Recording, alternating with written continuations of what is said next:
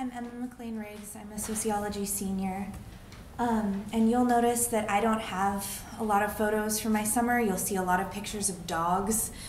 This is because I worked at a battered women's shelter that is in a confidential location. And for most of those women and children, having their pictures taken, it would be incredibly, incredibly dangerous. These are women who are fleeing abusive and controlling men. So I have kept most pictures out of my presentation. About 1 in 3 women in the United States will experience domestic violence at some point in their life, and that's kind of a conservative statistic.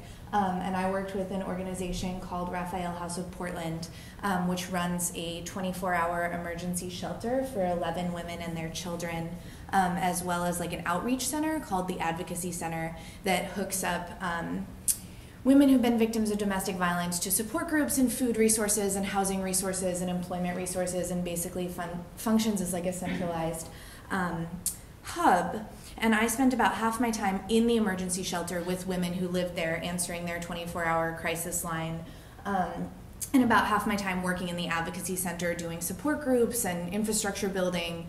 And I feel a little bit complicated about giving this presentation. I feel really conflicted about sharing personal stories because I believe that the women that I served this summer are entitled to their personal dignity and their agency over the sharing of their stories, and I really want to resist the narrativization of women who experience battering, like the idea that we can make them into this really simplistic story of like victimhood and then triumph. But I do feel that there is this really human aspect to the work that I did that I want to share.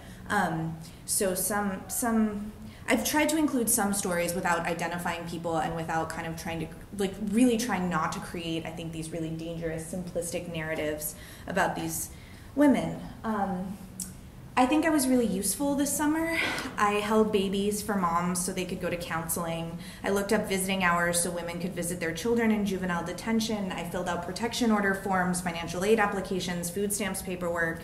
I talked to women who were thinking about leaving their partners, women who had just left their partners, and women who didn't want to leave but wanted their partners to stop hurting them.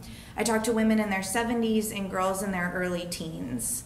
After the women in the shelter told me that the one resource that they felt they were really missing was some hookup to employment information, like resume help, interview practice, that kind of thing, I put together this binder that was designed to be really accessible, particularly to women who felt like they weren't able to access internet resources, and I organized it around barriers. So there was like a tab for women who had felony convictions and a tab for women who'd been out of the workforce for a long time.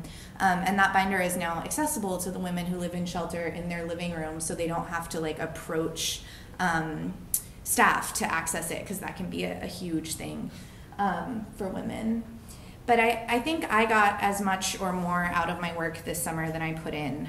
Women living in shelter helped me with my LSAT prep, taught me how to scrub bathtubs, kill nail fungus, burp babies, and overall really generously shared their life experience and wisdom with me. One woman I had a particular rapport with started interrupting me every time I ended a declarative sentence with a questioning statement. And she would be like, "Girl, stop. No one is going to take you seriously if you don't take yourself seriously." And I was like, okay. I had been volunteering for this organization for about 2 years before I started my internship, so I knew I was good at crisis work. But I discovered that in a supportive environment where staff decisions are pretty collaborative and where I felt like the values of the organization really matched mine, that I find it incredibly fulfilling. This is not a perfect organization, and there were a lot of organizational dynamics that I felt like got in the way of us helping women, including some like funding hybridity. Like, interestingly, I was one of the only fully funded staff people working there because I was funded from outside their organization. But I do feel like this is really fundamentally good and useful work, and that this organization really did concretely impact women's lives and allow them to kind of make these changes and to have motion. My thesis project came out of this work this summer. One of the things that women pretty repetitively said to me was it's so hard to get restraining and protective orders, and it's so hard to get police to enforce them once you do have them, particularly for non-English speaking women, Black women, LGBT women who maybe have female abusers. There weren't very many, maybe 3, but they do exist. And they just kept saying, like, when we go into court, we are not getting the response that we need.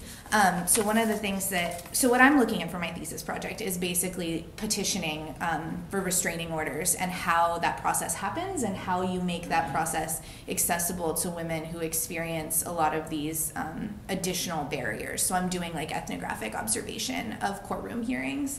I also was hired by Raphael House at the end of the summer, so I'm now an on-call staff person, which means I'm officially paid and I have a retirement account and everything. And I work overnight shift, so I work alone in the shelter for about 12 hours. I mean, as alone as you get in a house with 11 women and their children. So I'm doing that now.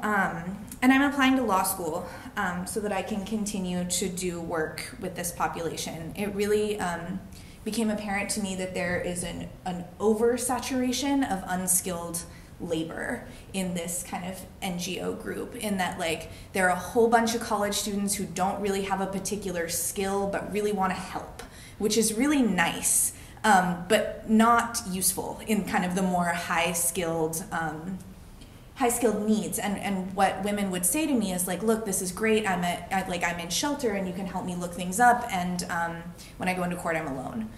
So I really want to go to law school and do that work, and this summer really solidified that for me. Yeah, I think that's it. Thanks.